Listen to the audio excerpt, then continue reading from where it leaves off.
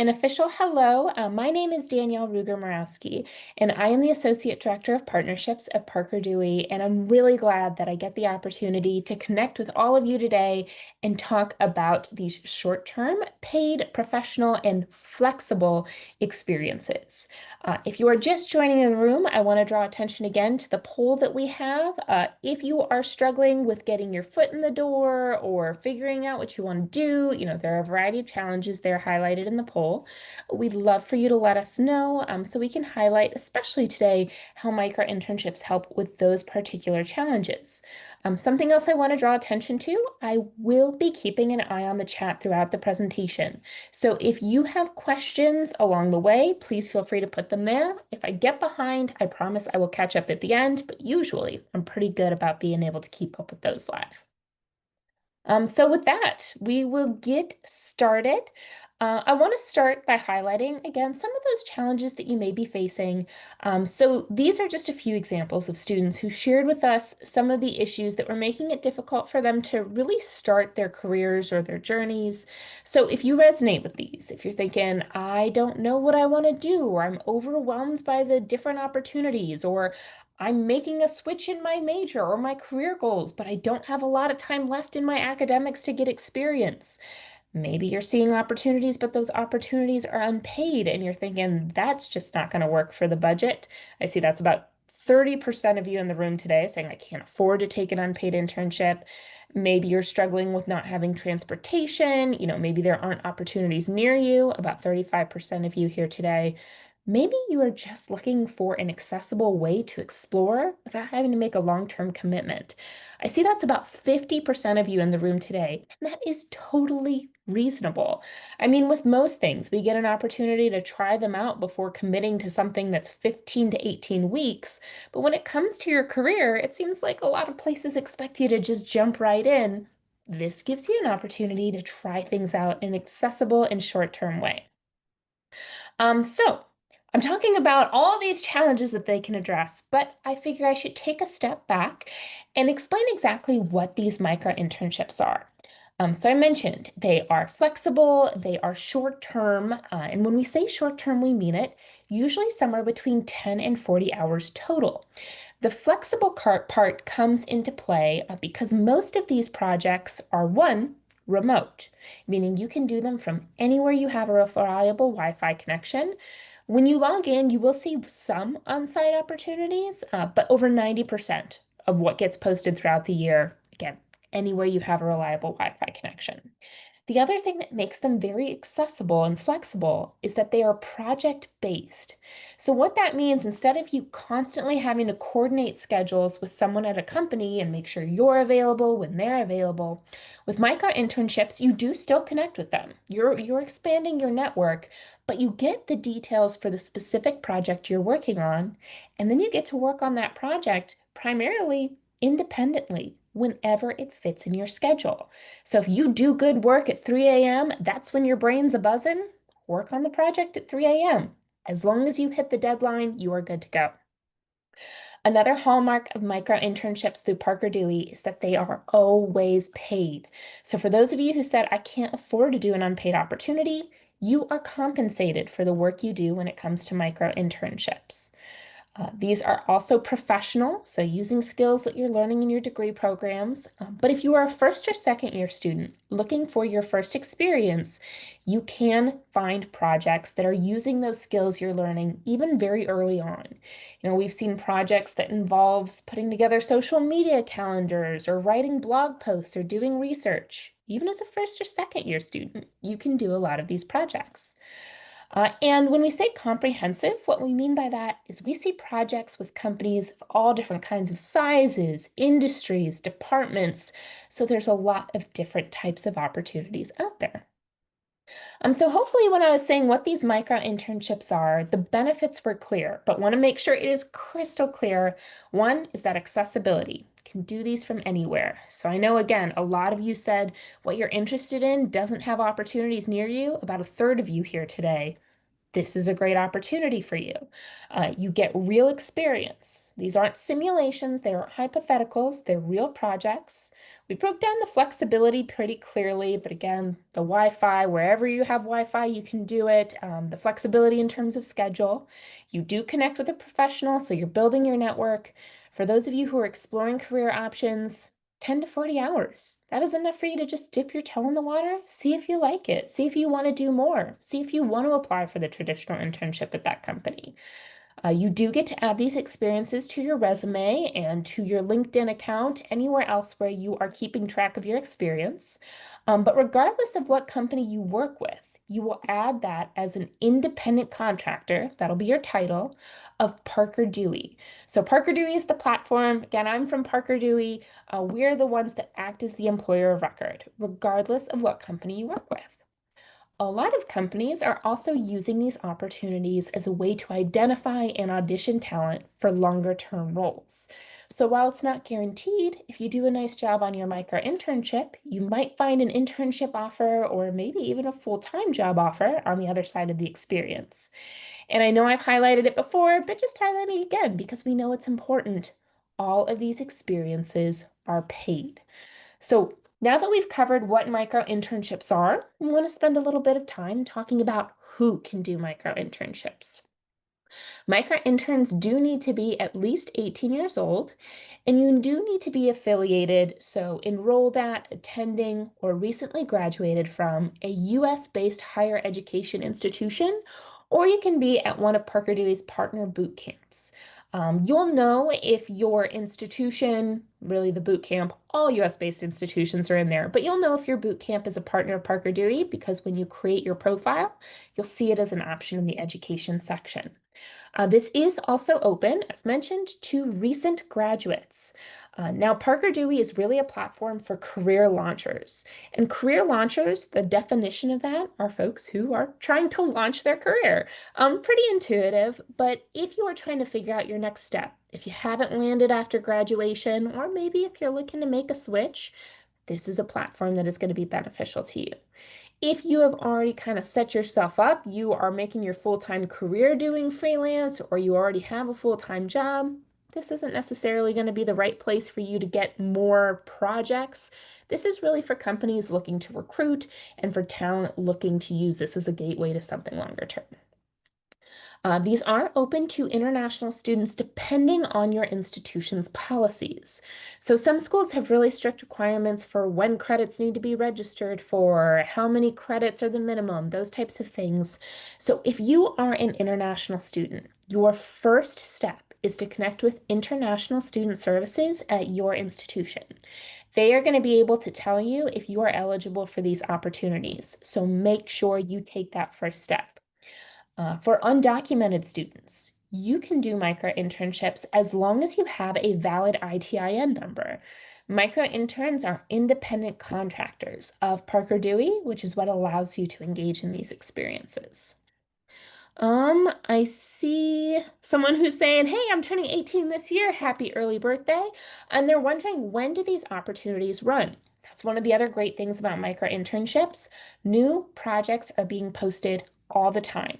These projects do not have to align with the academic calendar. So with traditional internships, you're typically going to see a lot of internships posted that are going to start in the fall and run the full fall semester. Same for the spring, same for summer. With micro internships, you're going to see different projects on the platform tomorrow than you see today, the day after that than you see tomorrow. These opportunities are constantly changing. So something else to keep in mind is because these move so quickly, another difference that you'll notice on the Parker Dewey platform is when you log in, there aren't hundreds or thousands of opportunities like you might see on other platforms. And again, that's because of how quickly they move. Usually you're going to see maybe dozens, but logging in regularly is going to help you see a lot more as they cycle through. So since most projects make their selections in a week, if you're only selecting or logging in once a month, you're going to miss about 3/4 of the opportunities that get posted. They'll post, they'll make their selections before you ever even log in again. So great question. Now that we've talked about who can do these, I want to talk about the how. So a reminder again before we get into those details of exactly what Parker Dewey's role is. Who is Parker Dewey? We are the platform. We're the platform where these opportunities are being posted and where you can log in to see them, apply, and get selected. We are also the employer of record. So when you finish the micro internship, your pay will be coming from Parker Dewey. So when you get selected and you connect with that professional at the company, don't ask them questions about the pay. If you have questions about the pay, ask Parker Dewey. Now, you shouldn't have questions about the pay. The pay is transparent. You see it before you even apply.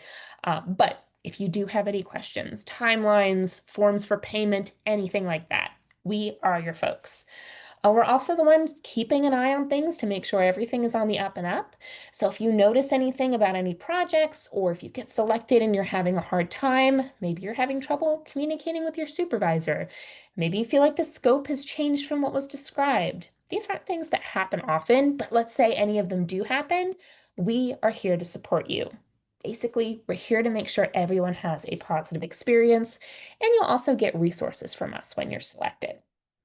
So now that we have covered who Parker Dewey is, who can do micro internships, and what micro internships are, we are going to jump into the active part of applying for these opportunities. If you do not already have a Parker Dewey profile, there is no better time to create one than today. I have put this link in the chat. You can create an account right here. Now, with Parker Dewey, I want to make it very clear. Money only flows one way when it comes to Parker Dewey and micro interns, and it is from us to you. There is no cost to create an account. There's never any cost for micro interns when it comes to anything related to Parker Dewey. We pay you. So go ahead, if you don't already have that account, work on getting one started. What we're going to do now is walk you through the different steps in creating that account. What I'll do first is walk through the required pieces, the things that you have to do to have a working profile and start to see opportunities. Then we're going to backtrack and we're going to talk about those things that aren't required, but do play a really important role in helping you get selected. So, when you are first creating your account, you are going to be instructed to set up your profile. Some of those required pieces with your profile are the basics, name, email address. We've got to be able to contact you once you get selected to let you know. We also ask for current address and permanent address. So a couple of things I want to point out about this section. I know the term address can be a little bit misleading. We're not looking for your street address. We shouldn't see any numbers. We shouldn't see a street name. We really just want to know your current city, and we want to know where do you spend your winter breaks, your summer breaks, your academic breaks. And you may be thinking, well, now, didn't this lady just say 90% of these are remote? Why do they need to know where I physically am spending my time? And this has to do with that goal of recruiting that a lot of these companies have.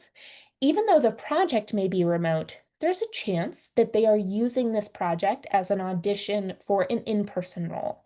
So sometimes companies will intentionally select talent that is in their area because they want someone who could jump right into that in-person opportunity if you do a great job on the micro internship. So I want to be clear. It's not relevant for every project. Not every company is making decisions based on your geographic location, but enough are that it's helpful for them, and that's why we require the information. You'll make sure that you put in your work authorization, and then the next required section is going to be your education section. So you'll want to make sure you put in your school, your major, those dates. If you have attended multiple institutions, you can add an additional education option. So anything in this section should be a school where you are currently enrolled, have recently graduated from, or have graduated from ever. If you took a couple of classes somewhere in the summer, or if you started somewhere but didn't finish a degree, this is not the place to put those schools. This is, again, just for schools where you're currently enrolled or any schools that you've graduated from. The reason why you will want to add any school that you have graduated from, in addition to any school you're currently attending, is because companies have the ability to feature projects to specific schools. So if a company is looking to engage someone who has either currently attending or recently graduated from College of Central Florida, just to go with the example in there right now, we want to make sure, even if you're a recent graduate, that you see that project. I see the question about study abroad. So if you are creating your profile, you probably have already noticed that the only options are preloaded ones. You can't write in new institutions. And again, these are just US-based higher education institutions. And then there are a few Parker Dewey affiliate boot camps. I know Thrive DX is one of those. We have some others in here. If you have done study abroad and you want to highlight that, if you did it through a larger institution, you could put that potentially in your experience section. You could list it as the name of the institution you did the study abroad experience at. And then you could say, student or study abroad student, and you can highlight what you learned as part of that experience. Depending on the types of projects you're applying for, that perspective and that experience may very well be helpful in getting selected. So that's how I would go about adding that. Fantastic question. So the next required section is going to be the demographic section. And I want to be clear that companies do not see this information. At Parker Dewey, we have a goal of making the college to career jump more accessible and more equitable. We want to make sure that this is something that works for all different populations. So this is information that just lets us know how well are we doing at our goal. Again, companies do not see it. So we have covered those basics of you've done enough now to start looking at opportunities. Here's where we're going to backtrack and we're going to talk about those pieces that aren't required, but are really going to help you get selected. So one of the first things here is adding a profile photo. Now, you may have heard from your career center that it's never a good idea to include a photo on your resume, and those folks are correct. You should listen to them. They have your best interests at heart. But when it comes to your Parker Dewey profile, I encourage you to think of this more like a LinkedIn profile, where it is appropriate and just adds a level of personalization. That stated, there are some students who still just may not be comfortable having a photo out there, and that is okay. If that's the case, I would still recommend personalizing it in some way. You could use a square logo from the school you are currently attending or most recently graduated from. You could put in some sort of logo that is relevant to the types of opportunities you're interested in. Like if you're interested in doing research or biological research or things like that, you could put a little beaker. But something just to show that you have personalized that. Because when companies look at your profile, it just adds that little extra of, oh yeah, I remember who that candidate is. Another thing you'll want to take advantage of in this profile section is your personal statement. Now, if you've ever applied for graduate school, you may have heard the term personal statement and you're thinking, oh my gosh, I don't want to write an essay. This is not an essay. This is a different type of personal statement. In fact, you are limited to just 255 characters. So this is a short opportunity for you to tell employers who you are and what your goals are. So a couple of things to keep in mind when you're writing this personal statement is what companies already see when they look at your profile. So they're already going to know where you're going to school. They're already going to know you're in school by when you're graduating. They're already going to know your major. So you don't necessarily need to reiterate those things. You'll want to use this to highlight things you're passionate about, maybe a couple of specific skills or your goals on the Parker Dewey platform. If you are having trouble figuring out, sorry, here's the resource I want. If you are having trouble getting started with that personal statement, we have some professional communication tips for micro interns, putting that link here in the chat. And one of the first sections here is preparing to apply. And this has a little formula that you can use when you're working on your personal statement. So the first start you might consider is one or two adjectives that are both genuinely true to you, but also relevant to the types of opportunities you're interested in. So if you're interested in data analytics and you're a very analytical person, that analytical could be a good adjective. If you are interested in doing projects related to social media and you're genuinely a creative person, those two things go together. Maybe that's an attribute that you highlight. But you want to pick an adjective that is, again, relevant and somewhat specific to the types of projects you have as a goal. So I see a lot of you have already noticed I did launch a poll. Out of those options, I'd like you to clarify which one do you think is just not ever, regardless of your goals, going to be a good fit for a personal statement. While y'all are filling out that poll, I am going to go ahead with the formula. So the next thing you might want to put in this personal statement are maybe 1 to 2 particular strengths, experiences, or skills. Again, picking ones that are relevant to your goals. So with that data analysis example, maybe you have a certificate in data analytics. That would be perfect to highlight. If you're looking to do SEO and you've done an online training or you've taken a course, if you're looking to do coding projects, maybe this is where you highlight some of the languages you know, just some of those things that you want to make sure are front and center when companies are considering you for opportunities. And then the third part, you don't always have to include this. You might have various goals and it might not be enough space to put all of them. But if you have an overarching goal on Parker Dewey, this would be a good place to include it. A special note for those of you who may be doing a career switch. If you are already employed full time, if you're putting that in your experience section, especially since companies use this as a recruiting tool, they might not understand why you're using Parker Dewey. So if you're seeking to transition from one industry to another, that's what you're going to school for, highlight that as a goal in your personal statement. So here we have a couple examples of personal statements. This person, for their adjectives, said they're ambitious and tech savvy. They highlighted that they've got great writing skills and they're just looking to get started. And that's okay. Sometimes these goals can be a little vague. This person highlighted that they're analytical and organized for their adjective. They highlighted that they have that certificate in data analytics, and they're looking to find ways they can apply that to the workforce, awareness of potential career paths. This person said they're hardworking with research skills. So these are their highlighted experiences, research, experience developing and implementing marketing strategies. And they have a little bit more of a specific goal. They want to apply their skills at a mission-driven organization. So with that, I'm going to go ahead and end our poll, and most of you got this exactly right. Nice is the one that typically isn't going to be an adjective that's worthwhile. All these others could potentially be a fit depending on the goals. Ambitious, if you are maybe applying for something that is being used as a pipeline for a sales opportunity, ambition could be key. Same thing, creative is often a good fit for design or for social media. Process-minded can be great if you are applying for things that could lead to project manager opportunities. Nice, even if you're not genuinely nice, and I am sure all of you are. But even if you're not, you're going to fake it for the sake of professionalism. It's not really helping the employer learn more about you. So now that we have covered the personal statement, I'm going to jump back and look at some of these other sections that can help you when getting selected. There's also, I forgot to mention, an affiliation section right here.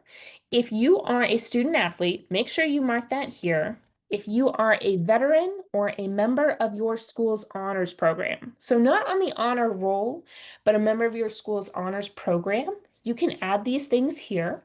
Sometimes there are projects specifically for those affiliations. Some other things that you'll want to pay attention to is there's a question here asking, are you willing to relocate for a full-time offer?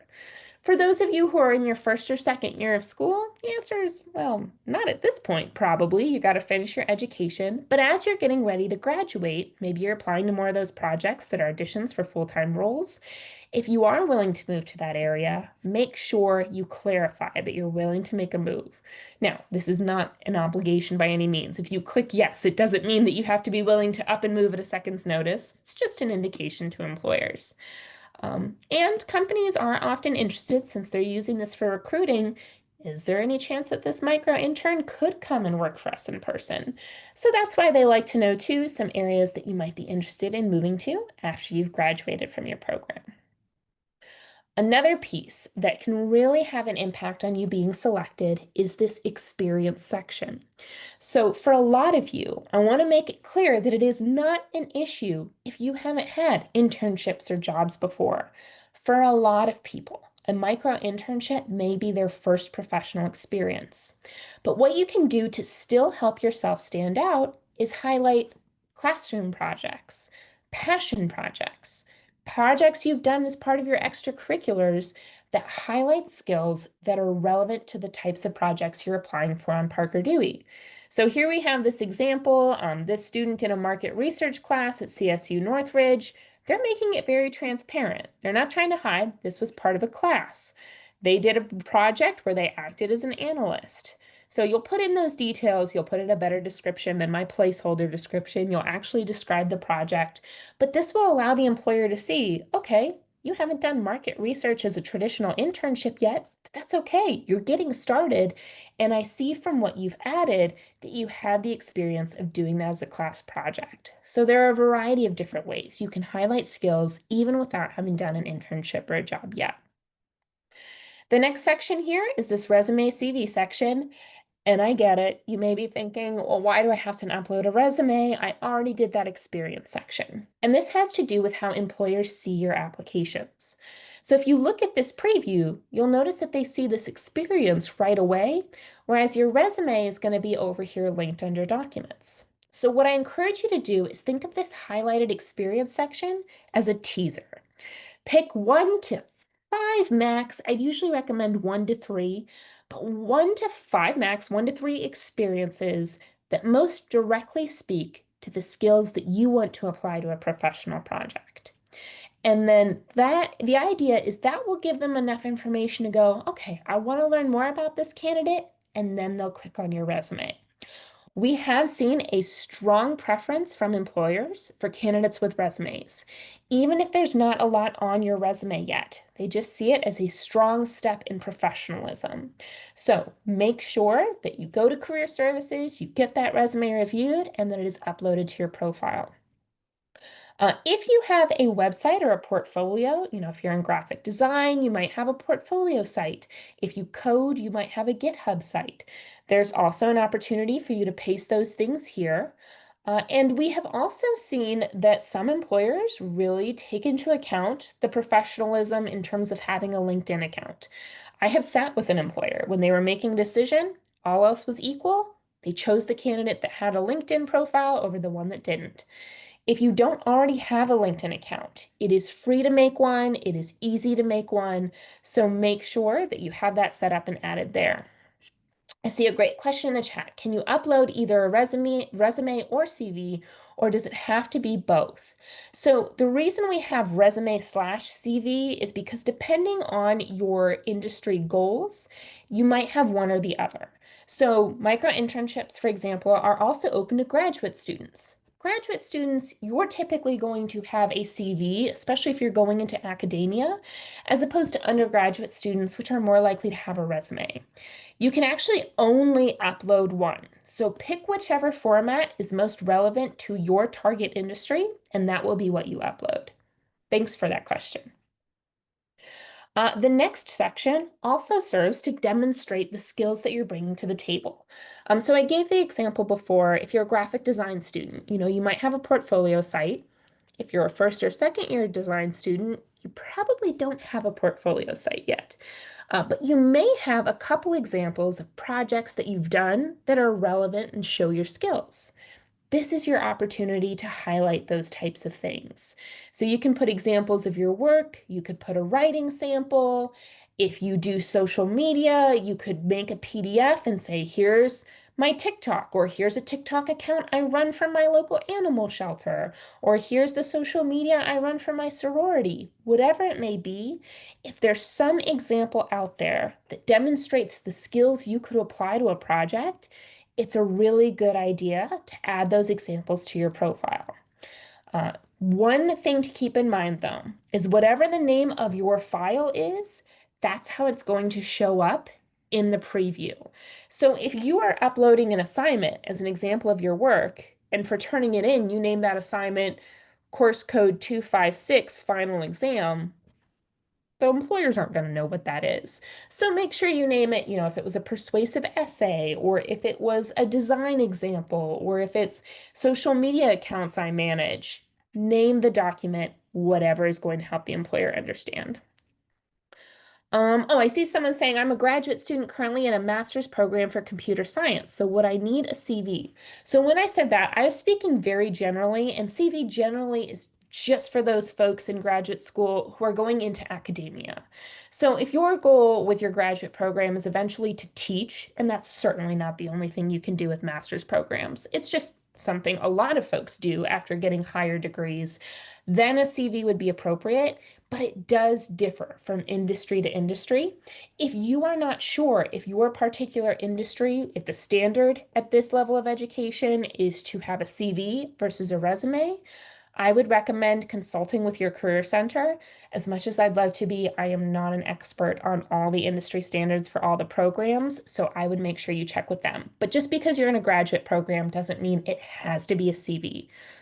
So hopefully that's helpful. Okay, so I see the person saying they have a resume, goals to get experience in data science and software engineering. It sounds like you're not looking to stay in academia. You're looking to get experiences in corporate. So I would say that a resume is probably your best bet. But again, checking with your career center is recommended. Thank you for the question. All right, so just to make sure I summarize all those things we've talked about when it comes to your profile, make sure that you've personalized it with a photo or a logo if you're not comfortable having your photo.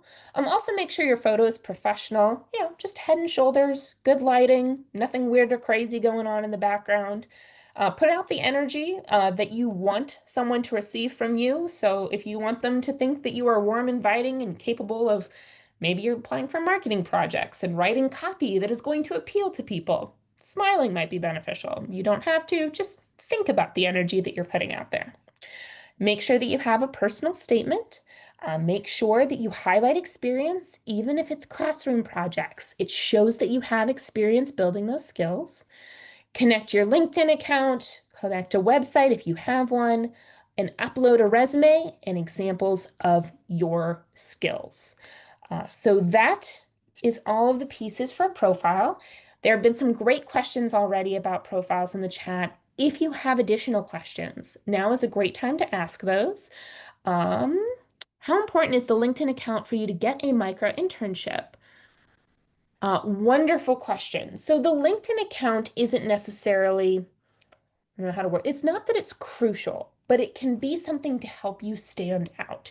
So in the example I shared again, the employer was looking at two candidates and he was like, wow, they're really neck and neck in terms of skills. They're neck and neck in terms of their examples of their work. Like, I'm not sure how I'm going to make this decision. Really, the only difference between them was that one of them had a LinkedIn profile and the other didn't. And he said, you know what? That's just an extra step towards being a professional. So I'm going to pick that one.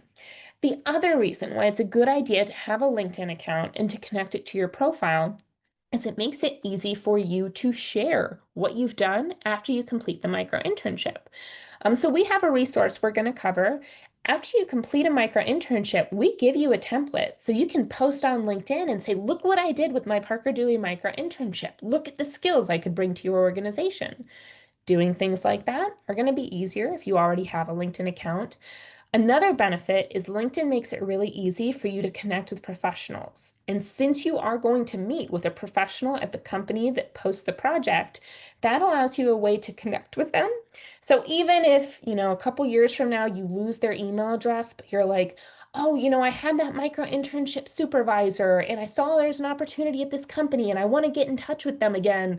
LinkedIn makes it super easy. Find their name. If you're connected, you can message them, even if you lost their email address, typically. I see another question.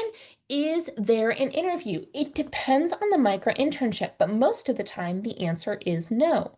So when you apply for a micro internship, only after you apply do companies have the ability to message you. If they message you, that message will pop up here. Sometimes, depending on the project, they might ask for a quick Zoom interview or something along those lines to make sure it's a good fit. But a lot of the times, companies are using the micro internship itself as an interview. So they're not going to put you through an arduous interview process to get to the interview, if that makes sense. They're going to look at a combination of your profile and your application responses, and they're going to make their decision based on that. Someone's asking, what are some non-social media ideas for documents?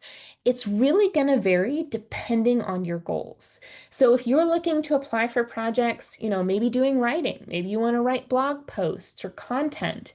If you've written a quality essay, or maybe you wrote example newsletter as part of your class or something like that, then that would be a great example of something to upload. If you're in design, it could be a brand design that you've put together, an identity system, you could upload that. If you are applying for coding projects and you've applied for coded something really cool that's not proprietary and you don't already have that in a GitHub, that could be a good example. But your question also brings up something really good. Depending on your goals, the document section may not be relevant for everybody. If you are a design student and you've already linked to a portfolio and that portfolio has all the work you'd want to share, you don't need to use that document section. That's just a way for folks who may not have a link that already demonstrates their skills. I see another question. How diverse are the opportunities in terms of subject matter? So there's someone that is very passionate about creative writing. I love folks who are passionate about writing. Sometimes we'll see projects that are interested in getting someone to write a perspective for them or to write a blog article. We really do see projects from all different types of industries, all different types of departments. Now, that said, if you are ever logging in and you are not seeing something that you are interested in, well, one of the key things is to log in regularly because, again, new opportunities are being posted all the time. But if you have a company or organization in mind that you would really love to do a project for, you're like, my dream is to do a creative writing piece for this blog or whatever it is, but for the same reasons we talked about at the beginning, maybe it's unpaid or they just don't have the bandwidth for an intern or they don't have opportunities. We do have another resource in Creating Your Own Opportunities webinar where there are actually templates that you can use to reach out to companies. Often, companies who maybe don't have the bandwidth or the budget for a full semester internship might still be willing to engage you in a micro internship because it's more affordable for them. It's still ethical, they're still paying you, but it's not committing off the bat to a whole semester internship. So I would recommend checking this out too. You don't have to wait until September either. You can check out the recording and slides from our last session at any time. All right. Are some of the micro internships entry level without work experience required? Gotcha. So experience, not necessarily required. Professionalism and skills, yes. So a good distinction when it comes to micro internships is for the most part, micro internships are a place for you to come to demonstrate skills that you already have, as opposed to learning new skills from scratch. So if you're exploring, for example, you can come to Parker Dewey and you can look at the other opportunities, and this may be a way to help you understand what skills you want to build. We've seen folks who ended up doing micro internships do that. There was one student, for example, she was an English major. She's like, I have no idea what I want to do for a career. Like, I know I could do lots of things, but I'm overwhelmed. She hopped on Parker Dewey and she saw a project related to SEO. And she's like, I don't even know what that is. She Googled it and she's like, well, that sounds really cool, but I would not be able to do this project right now. I have no idea where to start. So she took, I can't remember if it was a Coursera class or something like that, but she built those skills. And the next time there was a project related to SEO, she was able to say, I just took this course, so I know this about this. This is how I would handle your project. And she got selected. So micro internships can be used not only to jump right in and get that experience, but if you're like, I'm not sure what I want to do, like what's out there, this can help you kind of look, see what's interesting. And if you're like, I would love to do that, but I don't know how, take a class next semester. Take a Coursera course over the summer. We're not affiliated, they're just a great resource. Take a LinkedIn learning course and build those skills. Now, sometimes there are companies who are using micro internships as a way to build a pipeline. So they're trying to reach first and second year talent that is exploring. And in those cases, companies might be willing to do a little bit more coaching, or maybe there aren't as many technical skills involved. So this is an example from Reynolds. They are looking to engage students early. So they're looking for a micro intern to identify on-campus clubs that might have students that are a good fit for their pipeline. That's not something that requires a lot of technical skills. Most students can do this. So it is going to vary. There are going to be other projects that are looking for very specific technical skills. So it really just depends on the company. Make sure you read those descriptions carefully. I see. How often are companies adding new opportunities? It really is on a very regular basis. So again, if you log in tomorrow, you're going to see some opportunities different from today. If you log in next week, since most projects make a selection within a week, a lot of these are going to be entirely different. We have seen that students who are getting selected are logging in on average about twice as often as those who are not getting selected. So of those who have applied but not been selected, they're usually logging in on average 7 times before they give up.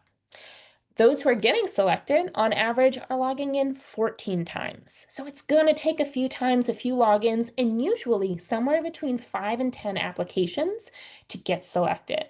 Now, if you've applied for more than 10 projects and you are still struggling to get selected, that's usually an indication that maybe you're applying for projects that you might not have the skills for yet. You might want to do a little bit more skill building, or your applications aren't accurately reflecting what you're bringing to the table. So you might want to consider coming to our office hours to take a look at your profile or your application responses.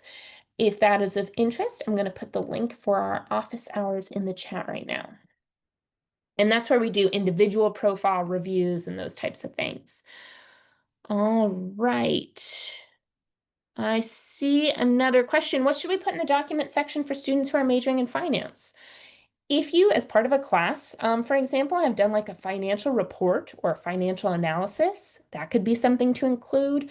I know some schools, sorry, I was a digital media and design girly, so this wasn't my area, but I think some schools have like those finance clubs where y'all will like look at prospective stocks and like make recommendations. If you do something like that and you have documentation, that could be something that you include. But again, when it comes to the document section, it may not be relevant for everybody. What are some popular companies or tech organizations that post? And a reminder, these are exclusively micro internships, not internships. So the difference are these are short-term, typically remote, always paid, flexible. Internships are longer term opportunities that micro internships can lead to. And it really does vary. We don't like to highlight any one company or a list of companies because they may not be posting for a little bit and may be a while. So just know that we do have micro internships related to those areas and keep logging in regularly. And if you do have your eye on a specific company, that's where I would recommend checking out those creating your own opportunities. And then I see someone asking, is there a way to see projects that are no longer available? No, there's not. We don't want someone to get frustrated if they're like, ah, if only this was posted right now. So projects, it depends on the needs of the company. If it's a smaller company that's just getting on-demand project support, they're probably going to do it once and they may not post that project again. Larger companies, if they're using it as a pipeline, may end up posting repeatedly, but it does vary from company to company. These are some great questions, everybody. So we have covered how to create an account, what goes into the account, navigating. If you missed it before, I went up to my name and I can go to the dashboard, and then to go back to my profile, you can make edits at any time. That's how you can do that. We've talked about these tips for success. Now we're going to talk about how to see the available micro internships. Now, again, companies can feature projects to specific schools. So some of you may see this featured project section. Some of you may start with all open micro internships. It just depends on your institution and what the company is looking for. If you decide that you are interested in a project, you hit the drop down. You're going to be able to read a little bit more about what they're looking for. You'll see the intended start date. So again, these move quickly. You will see the end date or when they'd like it to be completed. You'll see the estimated number of hours. So this is estimated because it's a ballpark. Micro interns are paid based on completion of the project. So if you're able to do this in 35 hours, that's okay. You still get paid this amount. If it takes you an extra half hour because you're being really meticulous, that's okay too. You'll still earn this amount. And as long as you hit the deadline, nobody's going to be frustrated. So here's an example. I think I was looking at that Marriott. This is one that very intentionally is looking to find talent that could be a good fit for a longer term opportunity. So again, that's where this importance of reading these descriptions comes into play. If you're not available for this recent graduate program, this isn't a project that you'll want to take your time applying for. If you decide you are interested, you can hit apply. And this first question, why do you think we should select you, is always going to be the first question. If there are additional questions and what those questions are up to the company. Sometimes the employer will leave, "Why do you think we should select you?" as the only question. So that's a really good one to practice answering.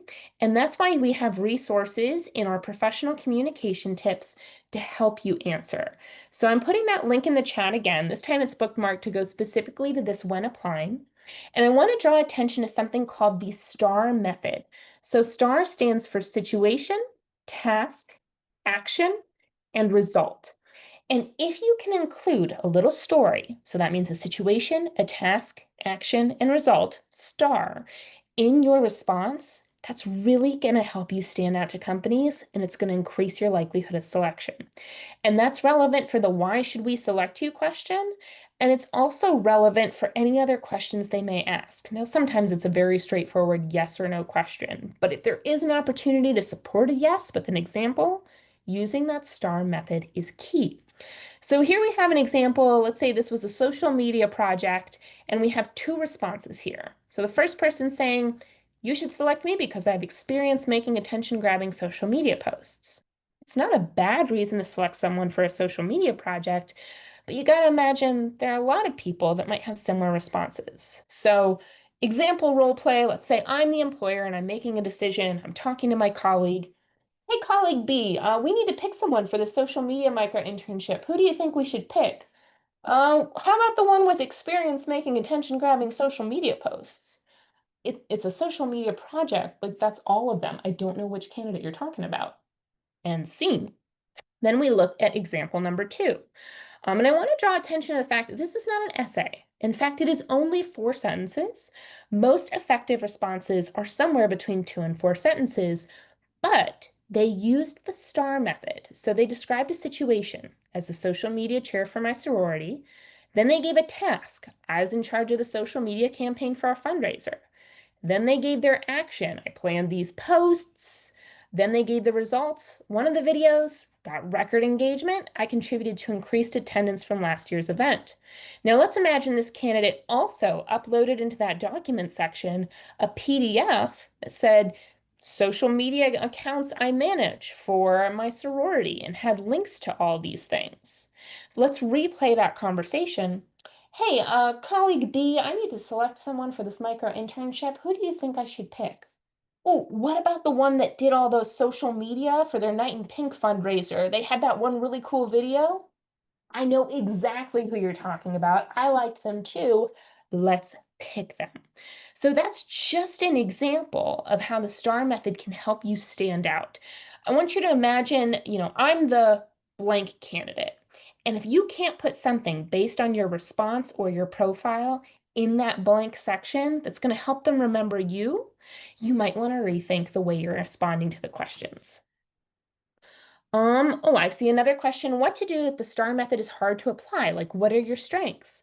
There are ways to do this too. So if you say that your strength is maybe that you're very analytical or you're good at getting or managing and noticing details, then you use the STAR method to support that. So, for example, in this recent class project, we were tasked with doing XYZ.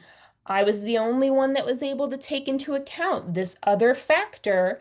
And as a result, I got, wonderful feedback from my professor and the highest grade in the class, or one of the highest grades in the class. Now, that's very vague because I'm making something up on the spot, but basically, whatever your answer is, use the STAR method to support it. It's a great question. Ooh, we see someone adding things. Ooh, they added the T to make the STAR method start. So the T is the takeaway that they took from their experience. So that can be a great way to end it too. If you wanted to go a little bit extra, not only do you have the result, but you could have another sentence saying, "What I would take from this experience to your project is XYZ." And that's the takeaway. I like that. So we have talked about how to look for opportunities. We've talked about where to find the details.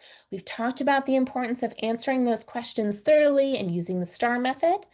I like to give you all a little bit of a sneak peek, if you will, about what the employers see when you're applying for their projects. So as you can see here, it's a combination of the information in your profile and your application responses. So to go back to the person who asked earlier, is there an interview process? Sometimes there could be, but usually They're going to make a decision and select someone straight away from this information. Again, there's that option to send a message, but they are tending to move quickly. So the profile and your responses to the questions are often your only opportunity to make an impression before they make a selection. And that's why we spend so much time on those in these webinars, because they're really crucial to your chances of getting selected. Next up, talking a little bit about navigating the platform. You can go from the opportunities to seeing what you've applied for. Now, companies, because they're trying to move quickly, they're not required to respond to every application, but you can know the status of your application based on which of these sections it's in. If it's inactive, that's how you know you're still being considered for the opportunity. Now, typically, companies are going to make selections by their listed start date. But every once in a while, let's see if there are any opportunities or examples here today. Every once in a while, we're not seeing it today, but let's imagine, oh, this is an example. It's the 17th. You might see a project that has a start date in the past. If you can still see the project here, that means that it's still worth your time to apply. It means this is when they'd hoped to make a selection, but maybe they're still waiting for a candidate they're excited about. You know, companies know on the rare occasion they post something on site that it's just a little bit harder to get candidates sometimes. Point is, if it's still here, it's still worth your time. If it has disappeared from the opportunity section and you still see it under active, that means they're considering applications. They've paused new ones, but they're still taking a look. You're still being considered. If your application is moved to passed, that's how you know that you were not selected for that particular opportunity. If you have been selected, you are going to see it pop over here, and you're also going to be notified via email, and you are going to get our micro-internship success checklist. I'm going to show you what that looks like here in a minute. Pretty intuitive, completed, will pop over here as soon as the company marks it complete. This is also where you will see any feedback from the employer. It's also where the opportunity for you to give feedback about your experience, and we've already talked about this messages tab. A quick reminder though, Parker Dewey is the employer of record for all of these projects. Regardless of which of these companies selects you for a project, you get paid by Parker Dewey.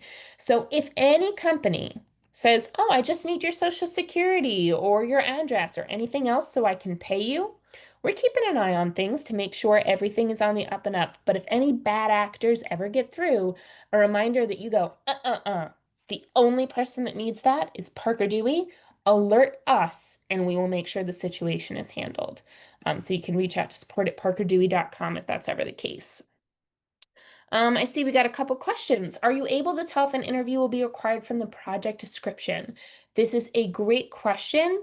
It really does depend. A lot of times, like I said, the majority, there's not going to be an interview. If it's a project where they're maybe looking for someone to make a video, that's an opportunity where they might decide they want to connect with you first to make sure, that it's easy to understand you and those types of things, if it's going to be something representing their company to your peers or things like that. But it really does vary. There is no hard and fast way to tell. And I see a question, how often do electrical engineering positions get posted? It really depends on the needs of companies in that industry. Every industry also kind of has its own ebbs and flows. So I would recommend look at maybe talking to some employers in that area, kind of asking like, when do you have higher needs? What tends to be your busiest season? And sometimes that will give you some insights. That stated, we also see that sometimes folks are posting things like right now, people are ramping up to fall internship season. So there might be some opportunities posted from companies who are trying to identify for fall internships.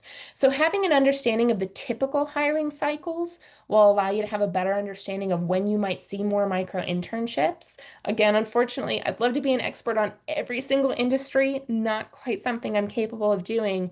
But the best advice is just to continue logging in regularly. So once you get selected, like I said, you're going to get the micro internship success checklist. You'll be instructed to connect with the professional at the company. If you need help, if you run into any difficulty, reach out to us. We are here to support. And a reminder again, we're the ones that process your pay. We process pay once a month. So if you completed your project today, for those watching later, it's July 17th, that pay gets processed at the end of the month. Assuming you filled out the forms we sent you when you were selected, you're usually going to see that in your bank within the first couple of days of August. Some banks are a little faster than others. If you complete a project on August 2nd, the pay is still processed once a month at the end of the month. So you'll typically see that pay in the first couple days of September. Now, you got a lot on your plates. It's totally understandable if you forget that, but don't assume that Parker Dewey has stiffed you. If you have questions about the pay timeline, just reach out. I see the question, do we get notified of opportunities that match our interests? No, but there's an intentional reason why. And it's because we have seen folks that ended up getting full-time job offers from projects that really didn't have a lot to do with their major. If we only sent you alerts when there were projects that were related to preset interests or majors, you might miss logging in to see an opportunity that could lead to a career path that is a great fit for you, but you might have never expected. So that's why the repeated advice is to log in regularly. You can also keep an eye on our Career Launcher LinkedIn page. That has some highlights about some opportunities we think are particularly exciting. So I'll have the link for that here in a minute.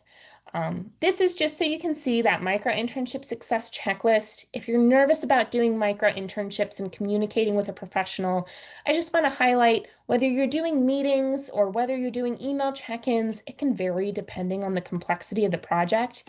We give you templates so you can communicate quickly, professionally, and with confidence. So if this is your first professional opportunity, don't let nerves keep you from applying. If you have the skills to do the project, or at least enough skills to know how you would get started, throw your hat into the ring. As already mentioned, after you complete the micro-internship, you're also going to get a post-micro-internship checklist. We'd love for you to let us know about your experience. The link to that survey is going to be in the platform. We give you those templates to share your experience on LinkedIn, and we give you a guide for how to add this to your resume, to your LinkedIn account. A reminder again, you'll add it as an independent consultant of Parker Dewey. So this really breaks down how you can write something in your resume, and a reminder too that you are encouraged to describe the company. By doing micro internships, you agree to something called an NDA or a non-disclosure agreement. And the reason that's in place is sometimes these companies might have you working on things that ultimately are going to benefit their clients, and they may just not want that out there publicly. So that's why you are encouraged and instructed on how to describe the client. After you've completed your micro internship, just make sure you ask the company. Most of the time, they're going to be okay with you including their name in the description, but you want to always make sure you ask. And if for some reason they don't give permission, you'll describe them like this. Now, if you're working with a smaller company anyway that doesn't have a lot of brand recognition, even if they give you permission, it might be to your benefit to describe the company instead. If you're doing multiple micro internships, that's often a question I get. Can I do multiple of these? You sure can. And this is an example of how you can put multiple micro internships on your resume or on your LinkedIn account. So we are now coming full circle. These are some of these folks we saw at the beginning who are struggling with some of the same challenges you all identified in that initial poll. They needed opportunities that were paid. They needed opportunities that allowed them to explore. They needed opportunities that they could do remotely. They needed flexibility for their schedules. So I won't read all of these quotes to you, but if you're inspired by seeing other students be successful, we do have a whole host of success stories here. Encourage you to check them out, see how other students and recent graduates have used micro internships to address their unique challenges. And if you haven't already, or if you didn't during this webinar, create that account. Make sure your profile is complete. Again, decisions are being made based on really two things, your profile and your application responses. So a thoughtful and complete profile is key. Log in regularly. Again, those who get selected are typically logging in twice as often as those who don't. It really does make an impact. If you see something you're excited about, don't sit on it. These are usually posted for a week or less, and a lot of times companies won't wait once they get a candidate they're excited about. So if you see something, apply right away. And if you are interested, again, in a specific industry or company that you're not seeing a lot of opportunities with whenever you are logging in, don't hesitate to take the initiative and reach out to those companies yourself. Earlier, I mentioned our LinkedIn page where sometimes we'll highlight opportunities, especially if they're maybe highlighting or hiring a lot of micro interns. That's something else to keep in mind about Parker Dewey. You may see one opportunity here, but this micro internship, may be hiring 5 or maybe even 10 students to do the project. So keep that in mind when you're considering your odds. It's worth applying. And please keep an eye out for the follow-up. This recording and the slides will be sent out to everyone. I will hang around in case there are any questions, but before we jump into those questions, just want to say thank you so much for joining us today. I really hope that this was helpful, and hopefully I will be writing some success stories about some of our attendees here in the very near future.